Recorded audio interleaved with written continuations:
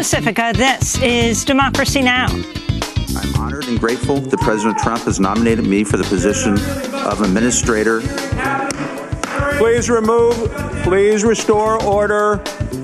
The officers, please restore order in the committee room. Protesters disrupt the confirmation hearing of former coal lobbyist Andrew Wheeler to head the Environmental Protection Agency. We'll air highlights from the hearing and look at Wheeler's record downplaying the climate crisis. But first, federal workers stage protests across the country as the government shutdown enters its 27th day.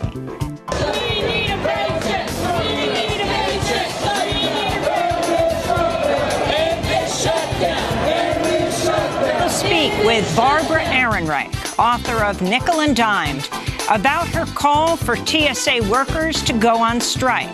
Plus, we look at how the shutdown is disproportionately impacting Native Americans. Our communities rely on federal funding to administer key government services, healthcare facilities, public safety, housing access, nutrition and food distribution, and social services. All that and more coming up. Welcome to Democracy Now!, democracynow.org, The War and Peace Report. I'm Amy Goodman. House Speaker Nancy Pelosi called Wednesday for President Trump to cancel the State of the Union address later this month, arguing the government shutdown has left the Secret Service and the Department of Homeland Security starved for funds and unprepared to simultaneously protect all three branches of government. That we would have the President of the United States, the Vice President of the United States, the entire Congress of the United States, House and Senate, the Supreme Court, the Joint Chiefs of Staff, the Cabinet of the United States, did I say that, and the Diplomatic Corps, all in the same room. This requires hundreds of people working on the logistics and the security of it. Most of those people are either furloughed or victims of the shutdown, the president's shutdown. Speaker Pelosi said Trump should cancel the State of the Union, move it to a later date, or submit it in writing. Republicans dismissed Pelosi's warning as a political stunt. Meanwhile, the longest government shutdown in U.S. history, now in its 27th day, continues to punish more than 800,000 federal workers who've gone without a paycheck since December 22nd. Workers rallied at airports in Sacramento, California, Baltimore, Maryland Wednesday, building on similar protests, warning the shutdown is threatening aviation security. There are reports of skyrocketing absences among federal workers forced to work without pay. On Capitol Hill, federal contractors held a protest outside the offices of Senate Majority Leader Mitch McConnell and other Republicans, saying the shutdown threatens to deprive some 4 million contract workers of hundreds of millions of dollars in expected payments. On Wednesday, President Trump signed legislation that will grant back pay to federal workers once the shutdown is resolved, but there's no indication that will come anytime soon and will not apply to federal contractors. The Trump administration is planning a massive expansion of the Pentagon's anti-ballistic missile program on a scale not seen since President Reagan's Star Wars initiatives of the 1980s. Trump's expected to announce the plan during a scheduled stop at the Pentagon today. The planned announcement comes as the Trump administration withdrawing the United States from the landmark Intermediate-Range Nuclear Forces Treaty on Nuclear Arms signed with Russia in 1987. President Trump's nominee to lead the Environmental Protection Agency, former coal lobbyist Andrew Wheeler, told senators Wednesday he believes climate change is real but doesn't consider it the biggest crisis facing the planet. This is Andrew Wheeler being questioned by Vermont Independent Senator Bernie Sanders at the confirmation hearing. Mr. Wheeler, President Trump has indicated his belief that climate change is a hoax, perhaps perpetrated by the Chinese. Do you agree? Well, I believe that climate change is real, and I believe that man has an impact on it. And the President has said that climate change is a hoax. Do you agree with him? I have not used the hoax word myself. Wheeler has been the acting head of the EPA since Scott Pruitt resigned in July amidst an onslaught of financial and ethics scandals. Wheeler's a former lobbyist for Murray Energy, the nation's largest underground coal mining company. We'll have more on Wheeler after headlines. In more climate news, a new study finds Earth's oceans reached their warmest temperature in recorded history in 2018, an ominous sign that greenhouse gas emissions are fueling rising seas and ever more powerful storms. The analysis published in the journal Advances in Atmospheric Sciences finds ocean warming has accelerated sharply since the 90s at a pace that's much faster than previously recognized. In Syria, a suicide bomber struck a restaurant in the northern city of Manbij on Wednesday, killing 19 people, including 4 Americans, 2 of them U.S. troops. The bombing was claimed by ISIS and came just weeks after President Trump declared victory over the group and ordered U.S. troops to withdraw from Syria, prompting the resignation of Pentagon Chief Jim Mattis. Just hours after the attack, Vice President Mike Pence said in a speech ISIS has been defeated and the caliphate has crumbled. Wednesday's attack drew renewed calls from congressional hawks, both Republicans and Democrats, to reverse Trump's Syria withdrawal. The U.S. has an estimated 2,000 troops stationed in Syria, even though Congress has never declared war on Syria. In Zimbabwe, at least 5 people have been killed and hundreds more arrested after government forces moved to suppress nationwide protests against the government's move to more than double the cost of fuel. As protests began Monday, the government shut down internet access nationwide and deployed the military to the streets of Harare and other cities. Hundreds of people were reportedly beaten and arrested as authorities raided homes. Soldiers broke into our house in the middle of the night, destroying property in the process. They took turns to beat us, and our room was full of blood. They had no mercy. They wanted to kill us, but I managed to escape. Fuel prices in Zimbabwe are now among the most expensive in the world. In Kenya, the death toll from Tuesday's attack on a luxury hotel in the capital, Nairobi, has risen to 21, plus 5 assailants, with Kenya's Red Cross warning 50 people remain missing. In a statement, the Somalia-based al-Shabaab group claimed the assault was retaliation for President Trump's decision to recognize Jerusalem as the capital of Israel. Among the dead was at least 1 U.S. citizen, businessman Jason Spindler, who in 2001 survived the September 11th attacks on the World Trade Center. British Prime Minister Theresa May survived a no-confidence vote in the House of Commons Wednesday, one day after her Brexit plan to withdraw from the European Union was crushed in an historic defeat. It's the first time a British leader has held power after losing such an important parliamentary battle. This is Labour Party leader Jeremy Corbyn speaking just after lawmakers signalled their confidence in the Prime Minister. Last night, the House rejected the government's deal emphatically. A week ago, the House voted to condemn the idea of a no-deal Brexit. Before there can be any positive discussions about the way forward, the government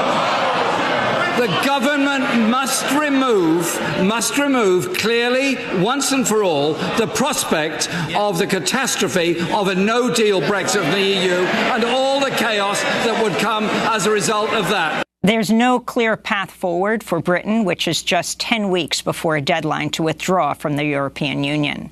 The New York Times reports President Trump's inaugural committee received an unprecedented $107 million from private donors, at least twice the amount raised by any of Trump's predecessors. Despite the lavish spending, Trump's inauguration was far smaller affair than President Obama's first inauguration in 2008, with just 3 official inaugural balls and a fraction of the crowd size. It's not known how most of the money was spent, but among expenses uncovered by the Times was $1.5 million paid to the Trump International Hotel in Washington, D.C. The New York Times report came as the Inspector General for the General Services Administration said Wednesday the agency ignored concerns that Donald Trump's lease on the federally owned building that houses the Trump International Hotel violates violates anti-corruption clauses of the Constitution. The Inspector General said after Trump's election, regulators failed to consider whether Trump's continued lease violated the emoluments clause, which bar the president from receiving payments from foreign leaders or U.S. states. Meanwhile, the Washington Post reports that top executives of T-Mobile booked thousands of dollars worth of stays at Donald Trump's Washington, D.C. hotel just one day after their company announced plans for a $26 billion merger with Sprint. The Post reports the executives have repeatedly returned to the hotel for at least 38 nights as they seek the Trump administration's approval for the merger. President Trump's personal attorney, Rudy Giuliani, falsely claimed Wednesday he never said there was no collusion between Russia and Trump's 2016 campaign. Giuliani was speaking to CNN's Chris Cuomo. I never said there was no collusion between the campaign or between people in the campaign. Yes, I have no idea if I have not. I said the President of the United States. There is not a single bit of evidence the President of the United States committed the only crime you could commit here, conspired with the Russians to hack the DNC. Giuliani's statement directly contradicts his past comments made as recently as last July, stating nobody in the Trump campaign colluded with Russia. Giuliani's shifting claims came amidst new revelations about former Trump campaign chair Paul Manafort's efforts to share internal polling data with a suspected Russian intelligence operative named Konstantin Klimnik. Michigan State University's interim president says he'll resign next week amidst a furor over his comments about survivors of former sports doctor Larry Nassar, who's been convicted of sexually abusing hundreds of women and girls. The interim president, former Michigan Governor John Engler, told the Detroit Free Press last week that women who were sexually assaulted by Nassar are in the spotlight and, quote, still enjoying that moment at times, you know, the awards and recognition, he said. The comments prompted Michigan state administrators and the Board of Trustees to demand Engler's resignation. His predecessor, Lou Anna Simon, will go on trial later this month, facing charges she lied to police as they investigated Dr. Nassar's crimes. She faces up to 4 years in prison. In Los Angeles, the union representing more than 31,000 teachers is set to resume bargaining today with the Los Angeles Unified School District as a strike by educators enters its 4th day. Teachers are demanding smaller class sizes, higher pay, the regulation of charter schools, and more nurses, counselors, and librarians. Elsewhere in New York State, police arrested 4 people Wednesday as they used tractors to block a road to the construction site of a massive gas-fired power plant. Although New York banned fracking in 2014, activists say the 1,100-megawatt plant in Wingdale would rely on imports of frack gas from other states. And on Wall Street, the investment giant BlackRock was forced to deny Wednesday it's taking bold action on climate change after the activist group, the Yes Men, sent reporters a hoax letter posing as BlackRock CEO Larry Fink. The letter claimed BlackRock would require companies it invests in to align their business models with the goals of the Paris Climate Agreement. After the Financial Times, CNBC, and other media outlets ran with the story, BlackRock tweeted, "Don't be fooled by imitations. Larry's real CEO letter coming soon," unquote. As the world's largest investment company, BlackRock is also the world's largest owner of fossil fuel companies and has been the target of environmentalists and shareholder activists calling on it to divest from coal, oil, and gas. Meanwhile, the Yes Men struck in Washington, D.C. Wednesday, circulating a phony version of the Washington Post proclaiming the end of the Donald Trump era. The phony newspaper featured the Post's familiar masthead with the altered slogan, "Democracy awakens in action." And those are some of the headlines. This is Democracy Now!, democracynow.org, The War and Peace Report. I'm Amy Goodman. The longest government shutdown in U.S. history is now on day 27. As 800,000 federal workers continue to go without pay, federal employees around the country are rising up to demand an end to the shutdown, which has run public institutions ragged and left hundreds of thousands financially strapped. On Capitol Hill, federal contractors held a protest outside the office of Senate Majority Leader Mitch McConnell and other Republicans, saying the shutdown threatens to deprive some 4 million contract workers of hundreds of millions of dollars in expected payments. There are reports of skyrocketing absences among federal workers forced to work without pay. This is Congressmember Alexandria Ocasio-Cortez delivering her first speech on the floor of the House. The truth of this shutdown is that it's actually not about a wall, it is not about the border, and it is certainly not about the well-being of everyday Americans. The truth is, this shutdown is about the erosion of American democracy and the subversion of our most basic governmental norms. It is not normal to hold 800,000 workers' paychecks hostage. It is not normal to shut down the government when we don't get what we want. It is not normal for public servants to run away and hide from the public that they serve. And it is certainly not normal to starve the people we serve for a proposal that is wildly unpopular among the American people. That was New York Congressmember Alexandria Ocasio-Cortez. House Speaker Nancy Pelosi called Wednesday for President Trump to cancel his State of the Union address later this month, arguing the government shutdown has left the Secret Service and Department of Homeland Security starved for funds and unprepared to simultaneously protect all three branches of government. Meanwhile, the Transportation Security Administration has become a flashpoint for growing outrage over the mistreatment of federal workers due to the shutdown. In Florida, the Tampa airport has set up a food bank for unpaid TSA workers. In Phoenix, Arizona, a food bank served nearly 300 TSA employees from a mobile pantry. TSA workers rallied in airports in Sacramento, California, and Baltimore, Maryland Wednesday, warning that the shutdown is threatening aviation security. Hundreds more around the country have been calling in sick, with the agency reporting more than 6% unscheduled absences in what some are calling a blue flu protest. On Wednesday, TSA employees protested outside Dallas-Fort Worth International Airport and the Los Angeles International Airport. This is TSA union leader Bobby Orozco speaking in Los Angeles, where TSA agents signed up for food cards after rallying. So as you see behind me, a lot of the folks are getting food, trying to get whatever they can get in order to survive. I mean, right now it's just high anxiety. Not only did we not get our last paycheck, but it seems very likely that we may not get our next paycheck. As TSA workers continue to go without pay, airports are experiencing staggeringly long security lines and a host of other problems. The TSA recently acknowledged a man with a loaded pistol passed through airport security at Atlanta International Airport. Well, we turn now to someone who says it's time for TSA workers to strike. In Washington, D.C., we're joined by Barbara Ehrenreich, the author of the best-selling book Nickel and Dimed on Not Getting By in America. She's also the founder of the Economic Hardship Reporting Project and recently wrote a piece for the New York Times headlined, "It's Time for TSA Workers to Strike." Barbara Ehrenreich, welcome to Democracy Now! Talk about the shutdown, its effect on workers, and what your demand is. Well, I should say that my co-author on this piece is a longtime union organizer who was, in fact, at one point the director of organizing for the Teamsters, also worked for government workers, unions.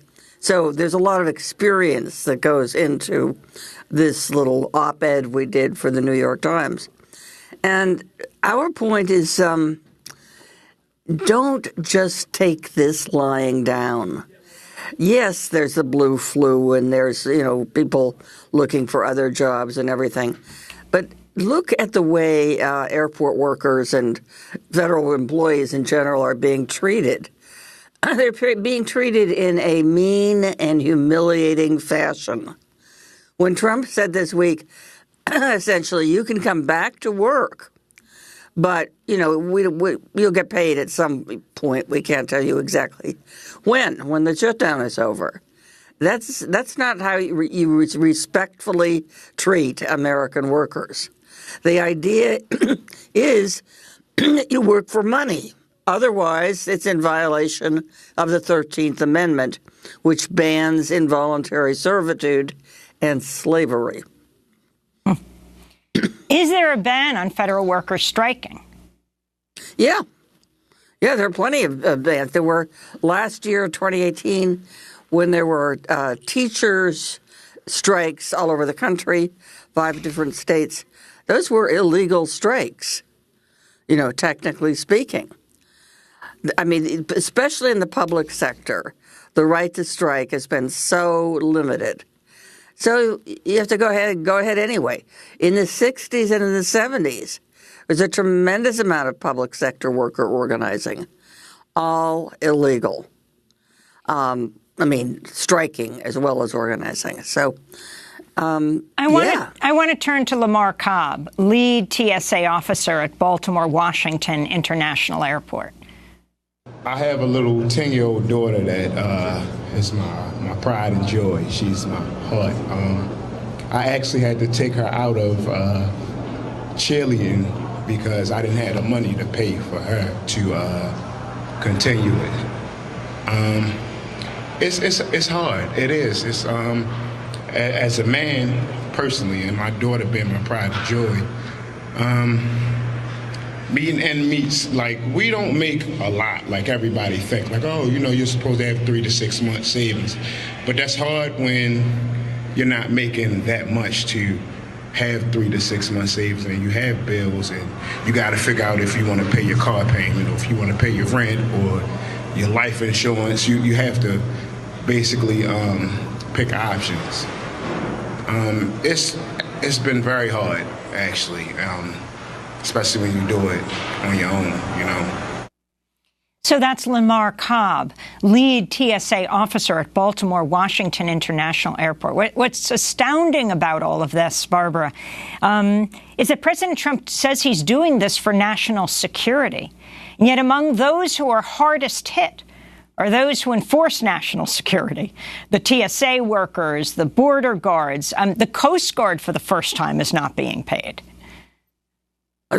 Well, yes, but please don't ask me to explain anything Trump does. Another element in all this, and I'm not being conspiratorial here, but one of the goals of the far right in this country for a long time has been to shrink government, or at least shrink the parts of government that they don't like, the parts like welfare, as they call it, or Social Security, et cetera. And that may be the part of the motivation and certainly part of the outcome of the shutdown. Because you have so many TSA workers, for example, and I focus on them because they're among the lowest paid of airport workers, not counting the people who push the wheelchairs and clean the bathrooms. But they're low paid, and they have to eventually look for other work. And maybe that's the idea. Just shrink the workforce. And then you can say, well, we didn't do it. They walked away from the job.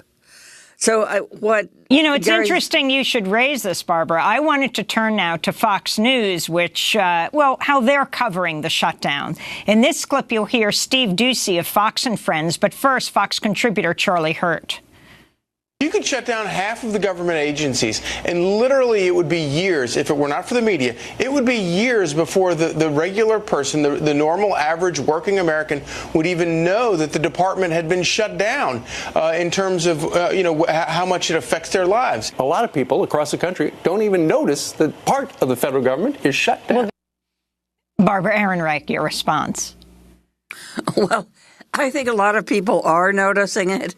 You think of all the groups affected, the contractors who, as you mentioned, Amy, actually had a sort of demonstration, the federal government contractors, and all their employees, which amounted to what?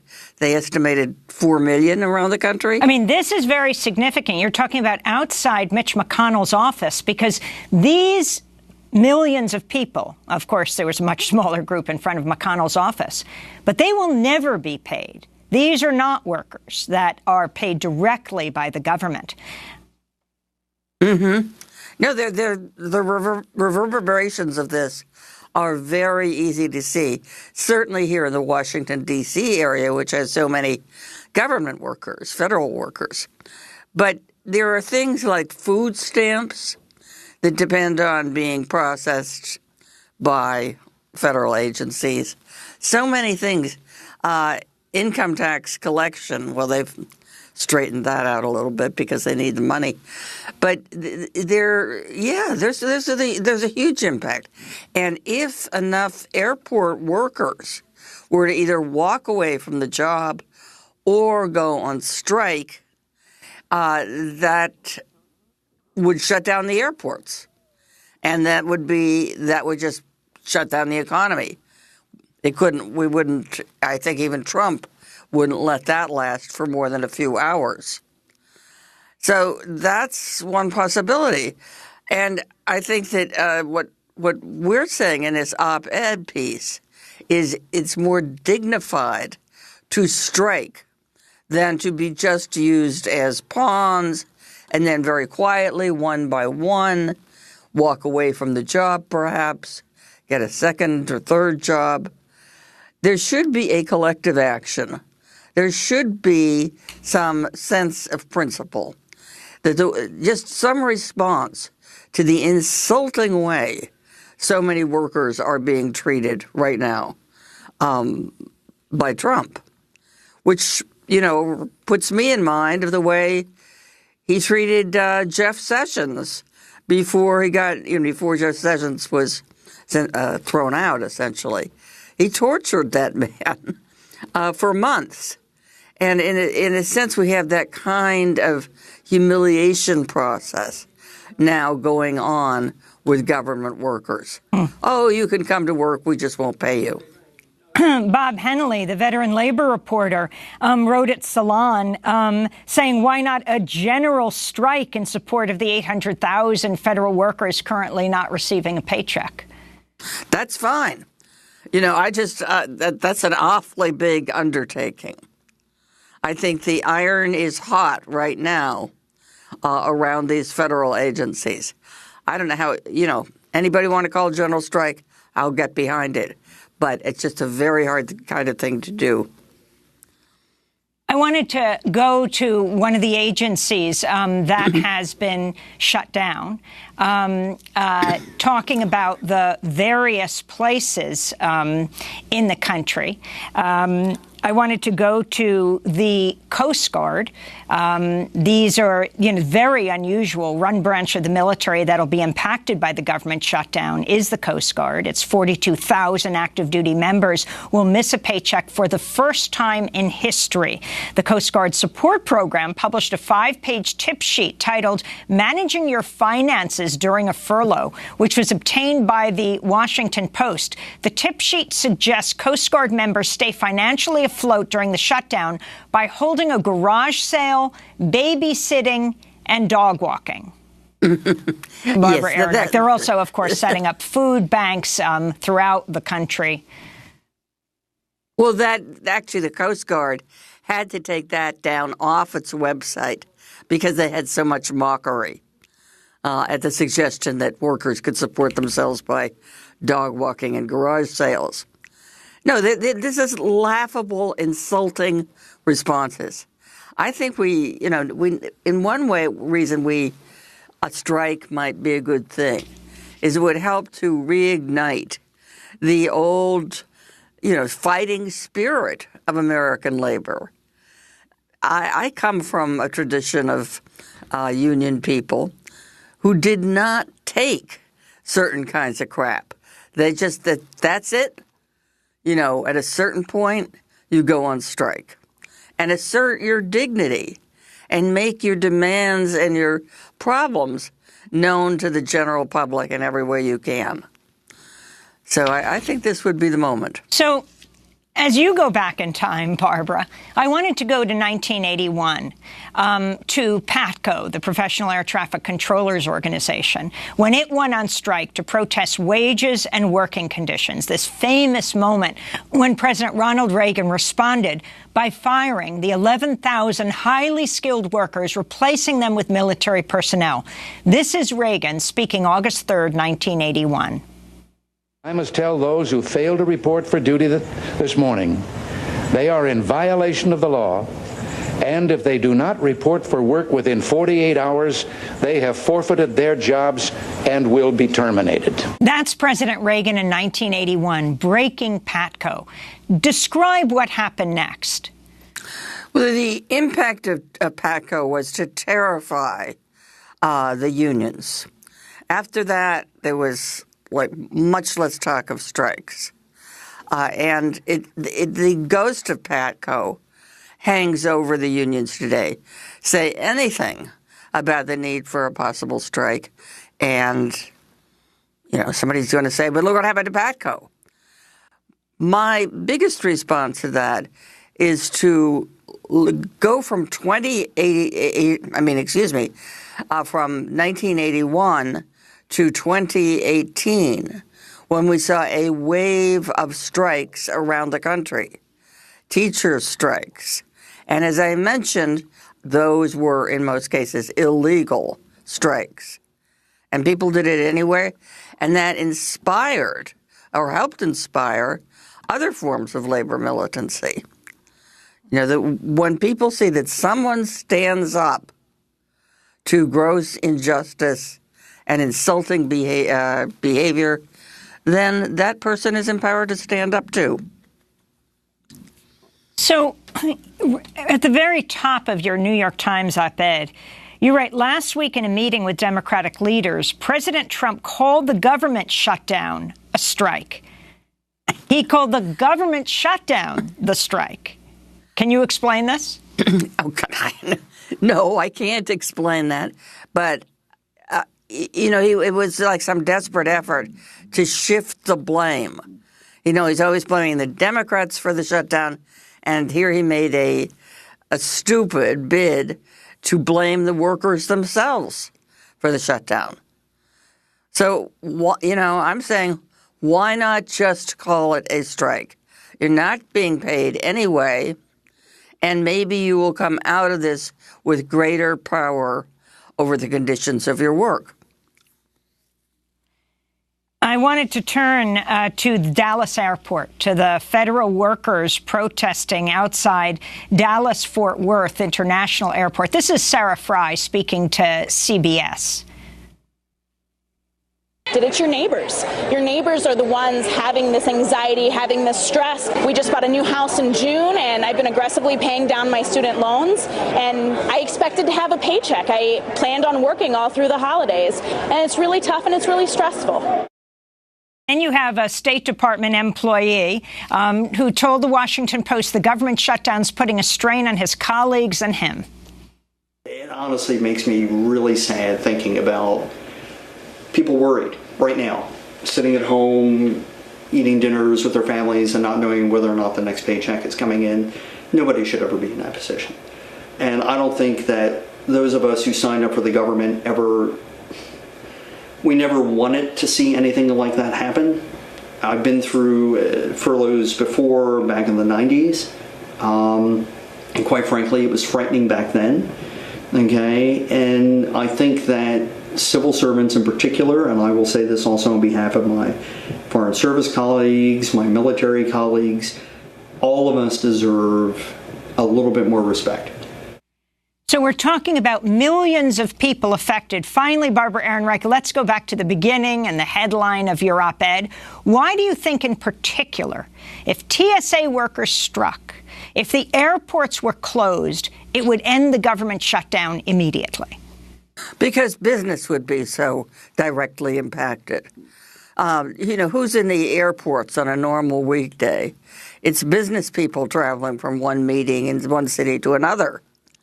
If they couldn't do that, well, maybe they'd learn to Skype, which would be a good thing.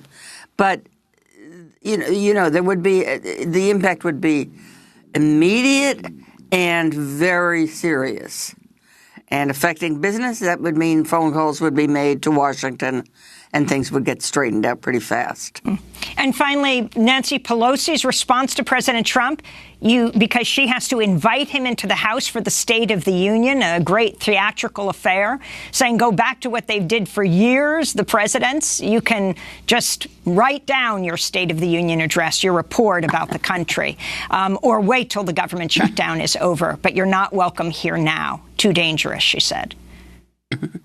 Right. She feels they don't have the security forces. But it's great. It's so wonderful to see Nancy Pelosi develop this strong spine recently and stand up to Trump and in the process infuriate him. Barbara Ehrenreich, I want to thank you for being with us, author of the bestseller Nickel and Dimed on Not Getting By in America, also founder of the Economic Hardship Reporting Project. Barbara Ehrenreich recently wrote a piece, we'll link to it, in the New York Times. That piece, written with Gary Stevenson, called It's Time for TSA Workers to Strike. This is Democracy Now! When we come back, how is this affecting Native America, Indian country? Stay with us.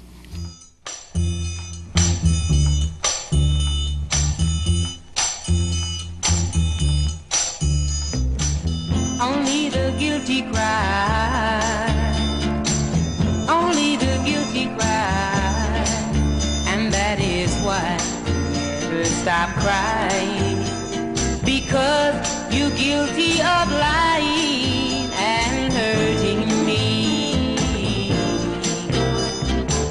Only the guilty feel shame,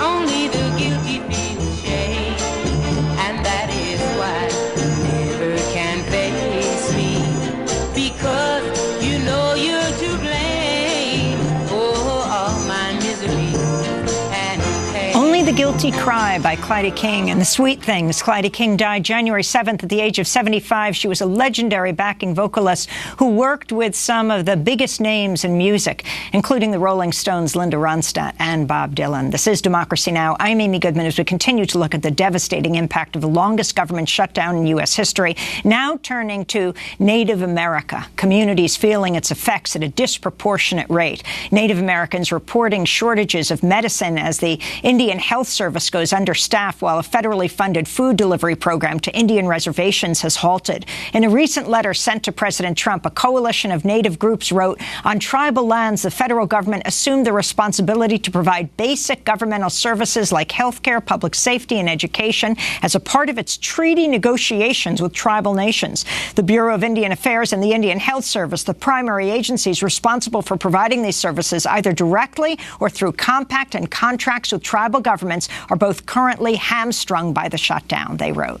Democratic Congress members held a hearing Tuesday on the effects of the shutdown on health, education, employment in Native communities. Aaron Payment, chair of Sault Ste. Marie Tribe of Chippewa Indians, spoke at the hearing. This shutdown violates the trust responsibility to tribal governments and adds to the trail of broken treaties. Federal agencies that provide critical government services to our nations are caught up in unrelated politics over funding for a southern border wall. Meanwhile, our tribal welfare hangs in the balance. No matter who is at fault, the shutdown threatens to abrogate the treaty and trust obligation to tribes. Federal funding that tribes receive is woefully inadequate to begin with, yet is based on the cessation of 500 million acres of land that American Indian tribes ceded to the federal government. My tribe and 4 other tribes in Michigan in the 1836 Treaty of Washington ceded 14 million acres of land in exchange for our rights to hunt and gather and fish and health, education, and social welfare into perpetuity. Tribes prepaid in full for our federal funding. Since we cannot foreclose on the land, we expect the federal government to fulfill the treaty and trust responsibility. I'm here to remind the Trump administration that your mortgage payment is due. For more, we go to Washington, D.C., where we're joined by Mark Trahant, editor of Indian Country Today, member of the Shoshone-Bannock tribes. Mark, describe what's happening as a result of the shutdown to Indian country. It really is across the country, pretty significant, devastating impact, and health would be a great one where people are worried about access to medicine, access to basic services. The Indian Health Service is still operating, but folks are not being paid. It's getting harder to refer people outside of the system. One stat that most people don't know is that 60% of the Indian health system is actually run by tribes or nonprofit organizations, not the federal government. So to have those organizations have to basically bail out the federal government is really extraordinary. Talk about the number of federal workers who are Native American, or the number of Native Americans who are federal workers. Most of the employees across the board at the Indian Health Service is the largest employer in Indian country, direct employer, over 10,000 people. It's interesting, we mentioned the Coast Guard earlier, but there are actually 7 uniform branches of the United States. And 3 of those branches, the Coast Guard, the NOAA officers, and the Public Health Service are all in different aspects of this shutdown. And in many reservation clinics, it's the Public Health Service that has physicians and dentists and some of the other folks serving tribal members. And what do you think about the fact that the whole shutdown is based on President Trump wanting to build this wall on the southern border? It really is crazy, especially when you think that it's not a $5.7 billion project. It's just a down payment. And if this is to go and to end, it's going to be a much longer term, because we're really talking about 25 or 30 or $40 billion. And this dispute is not going to go away unless there's a resolution. And that's why I think it's so important that the conversation get broader than just what it is. You know, we just played that clip from the congressional hearing. What difference does it make that we have this first, just this month? 2 Native American women, for the first time, have entered Congress. You have Deb Haaland from New Mexico, as well as Sharice Davids from Kansas. The significance of this? The significance of that was just striking. For the first time involving a Native community, the leadership of the House Democrats turned to these 2 Native American congresswomen, Sharice Davids and Deb Haaland, and said, why don't you ask the questions first? And so it started with a frame of here's what Indian countries think, defined by Indian country. And if you think of the long narrative of this country, that is just a shift in many, many ways. It's inspiring. That part of the story, I think, is, wow, this is the way it should have been a long time ago. This is Carrie Hawk-Lassard, Executive Director of Native American Lifelines, which offers health services in Baltimore and Boston, addressing the hearing on Tuesday. The partial government shutdown is having dire consequences for American Indian health care, including urban Indian people and urban Indian health. The federal government has an affirmative obligation to provide health care to our people. This trust responsibility stems from treaties and longstanding U.S. policy and jurisprudence.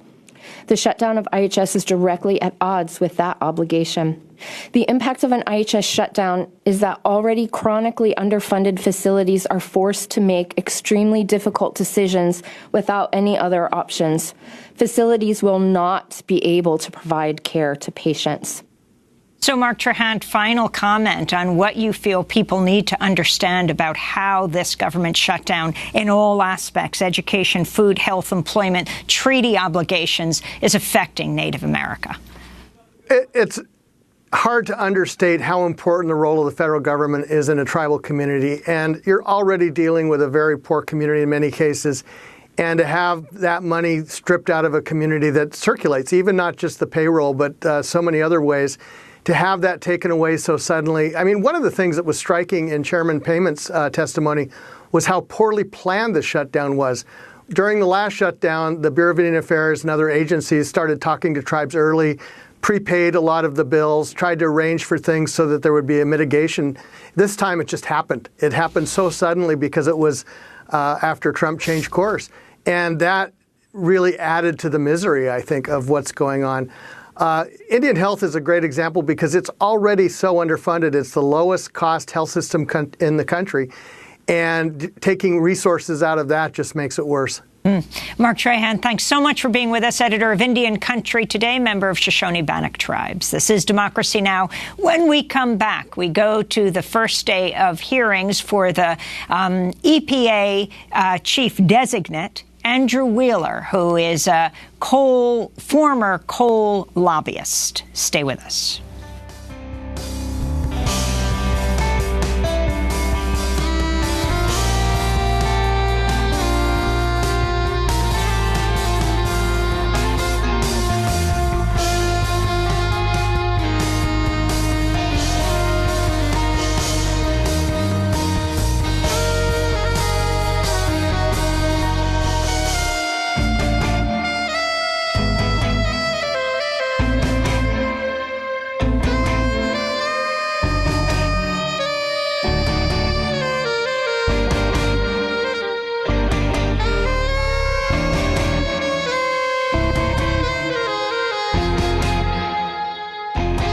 to Human Justice by Logan Richardson. This is Democracy Now! I'm Amy Goodman as we turn to the Senate confirmation hearing for former coal lobbyist Andrew Wheeler, President Trump's nominee to become the administrator of the Environmental Protection Agency. Wheeler has been the acting head of the EPA since Scott Pruitt resigned in July amidst this onslaught of financial and ethics scandals. Wheeler is a former lobbyist for Murray Energy, the nation's largest underground coal mining company. Also the former chief of staff for Oklahoma Republican Senator Jim Inhofe, who is known as the most notorious climate change-denying lawmaker in Washington. Shortly after Wheeler began his opening remarks, he was interrupted by protesters.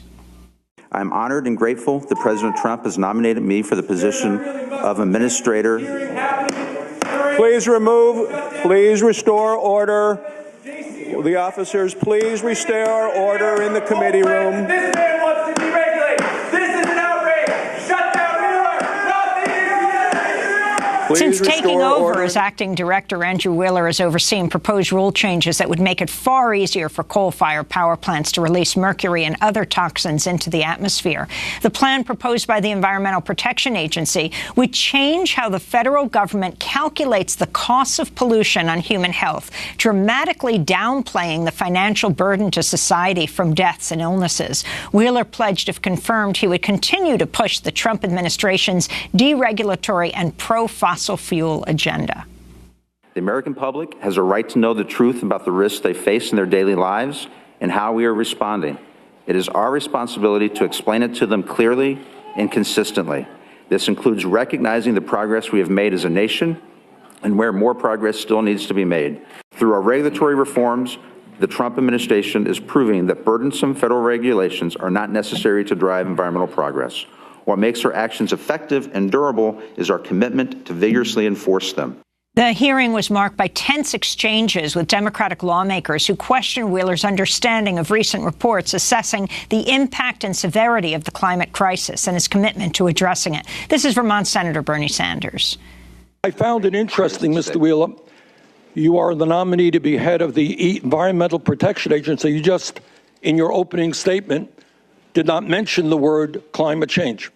Now, how does it happen that the nominee to be head of the Environmental Protection Agency does not mention the words climate change at a time when the scientific community thinks that climate change is the great environmental crisis facing this planet? Should the American people have confidence that you're going to help us deal with this global crisis? Yes, they should have confidence because we are moving forward to reduce CO2. Our ACE proposal will reduce CO2 approximately the same levels that the Clean Power Plan would have if it had been implemented. And we're reducing CO2 from our CAFE standards, and we're also addressing greenhouse gases through our methane program as well. You're addressing. Yes. But the scientific community tells us that we have a crisis and that we need unprecedented action. For more, we're joined by two guests. In Washington, Heather McTeer Toney is with us, National Field Director for Moms Clean Air Force, inside the hearing room Wednesday, former Southeast Regional Administrator for the EPA under the Obama administration. She also served as the first African-American, first female, and youngest mayor of Greenville, Mississippi.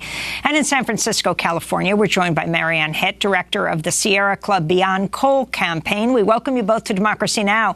Heather McTeer Toney, you were in the room as protesters tried to disrupt the hearing. What are your concerns about Andrew Wheeler, the former coal lobbyist, becoming the official head, he's been acting head, of the Environmental Protection Agency and his record so far? Well, thank you so much, first of all, for welcoming us here. And while our moms were in the room, we were there. We were not a part of the active protesters. I think the most you may have heard from us may have been some hungry toddlers, but that was about it. We are there, and we were there to be more concerned and address our issues as mothers. When we see someone who is trying to be the top environmental protection person for our country, who does not even acknowledge climate as a major crisis in this country, in this world, that's a problem for us. Our more than 1 million moms from around this country have dedicated themselves to fighting against air pollution that impacts our children's health. And so we are very, very concerned that Mr. Wheeler is not only not concerned about our children's health and protecting it, but he's not making the active actions that we know need to take place in order to really move this country forward. I want to go to Oregon Democratic Senator Jeff Merkley questioning the former coal lobbyist, Andrew Wheeler. On a scale of 1 to 10, with 10 being you stay awake night worrying about it, and 1 being it occasionally crosses your mind, how concerned are you about this devastating impact on our nation and the world? I would say I stay awake at night worrying about a lot of things. 1 to 10. Please answer my question, not answer some other question. 1 to 10 scale, how concerned are you? 8 or 9. 8 or 9. Marianne Hitt, you're the director of the Sierra Club Beyond Coal campaign. Your concerns? Well, if Andrew Wheeler is an 8 or 9, perhaps the scale should have been a 100, because every single action he has taken since he has been acting administrator has been to roll back climate standards and clean air and water standards, whether it's standards for power plants, for cars, for methane pollution from oil and gas drilling. And as a lead lobbyist for coal industry and for Murray Energy, they have never met an environmental regulation that they did not want to roll back. And he is checking off that wish list of the coal industry. And it is the fox in charge of the hen house. It's the bank robber in charge of the vault, you name it. But this really puts the everyday health and safety of regular Americans at risk, because this is the agency that's inspecting our drinking water facilities and our power plants and chemical plants, cleaning up Superfund sites. And this man just cannot be trusted to lead that agency. I want to go back to Andrew Wheeler speaking during his confirmation hearing about rollbacks on the Clean Power Plan and mercury and air toxic standard.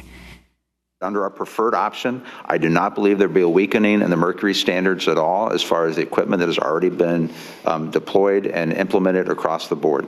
I don't think you can, I get accused of rolling back the Clean Power Plan. I don't think you can roll back a regulation that never took effect.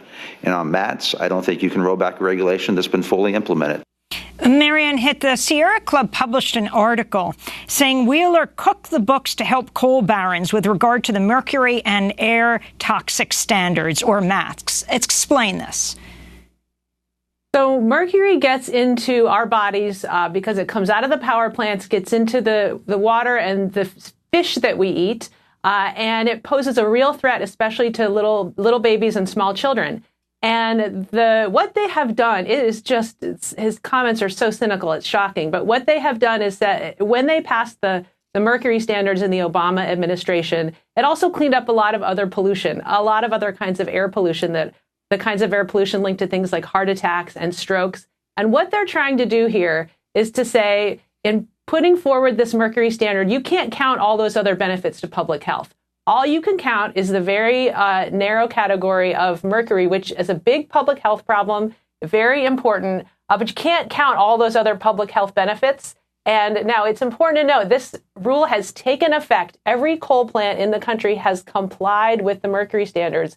Mercury levels have fallen 80% from power plants in the last 10 years. This is a huge public health success, but they're trying to say you cannot count all those other health benefits and really ultimately tip the scales so that the benefits of these public health rules look smaller, the costs look greater, and they can make the case going forward that they can really narrowly look at the benefits of these public health protections to make the case that they should be weaker or shouldn't have to comply with them at all. So it's really trying to tip the scales in favor of polluters and against public health. And mercury is an issue that affects all Americans. It's in the fish that we eat.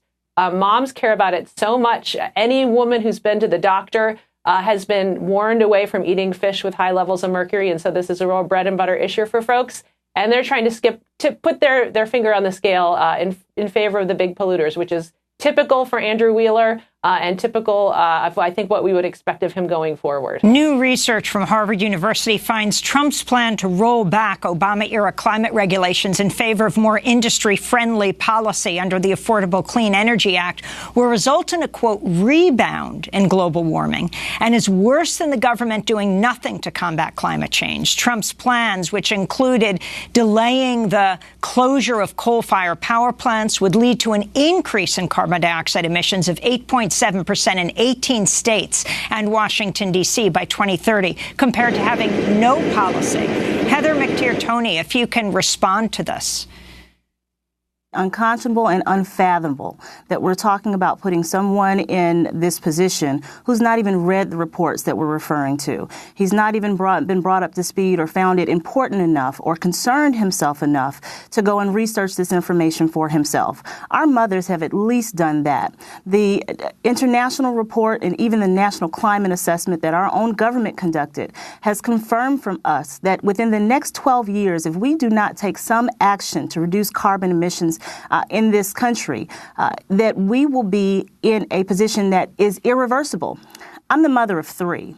My youngest is 2 years old. That means that by the time he turns 14, before he is able to drive and before he has graduated from high school, we will be in a position where we cannot reverse the effects of extreme weather events in this country. This is not an issue that he has the option of thinking about whether or not it's impacting our country. It is critical to the health and survival of all American citizens, particularly the least of us, our elderly and our children. And it's very disappointing for mothers to know that he's not even concerned about this. I wanted to talk about the effects of the shutdown on the climate. Website Inside Climate News recently reported the government shutdowns effectively halted several climate-related government efforts. They include the EPA's work on studying the impact of wildfires on air and water quality, health and the environment, and research and development from the National Hurricane Center on forecasting models for the next hurricane season. Climate scientists are also concerned about possible gaps in data collection if instruments that assess planetary changes malfunction due to lack of maintenance. Finally, Heather McTier-Toney, if you could comment on that, but also, I mean, you were the youngest mayor of Greenville, Mississippi, then you went on to the Obama administration. Why have you focused your activism on the climate? Yeah, it's a very good question, and one that a lot of good friends have asked is why at this point in time is this the focus? And I believe wholeheartedly that if this is not the activism, if this is not the social justice movement, if this is not what we are concerning ourselves with right now, then everything else is for naught. We have one planet, we have one Earth, and it is imperatively important that we do what we can right now within the limited time scope that we have to make sure that we are in a sustainable and livable community. Working for the Environmental Protection Agency, there's one thing that I always remembered, and that is the first part of our mission statement was to protect human health and the environment. Human health, because without that, we have nothing. And so it is critically important for not only me, but also our more than 1 million moms, dads, grandmothers, cousins, and aunts around this country to come together and make sure we are very vocal and activists in assuring that climate and our protections for our children are the top priority in this country. And can you talk about how communities of color are particularly impacted on the front lines of in their proximity, for example, to coal-fired plants? You know, over 1 million African Americans live within 1 mile of an oil and gas operation. And a lot of people don't recognize that fence line and frontline communities are the first people who are impacted by any change in regulation. So when we talk about the rollback of MATS, the mercury and air toxic standards, and the fact that the simplest thing that we all should make sure of is that we're not putting poison in the air that impacts unborn babies, that impacts children. And when that's done, the first place it gets to are those fence line and those frontline communities of color.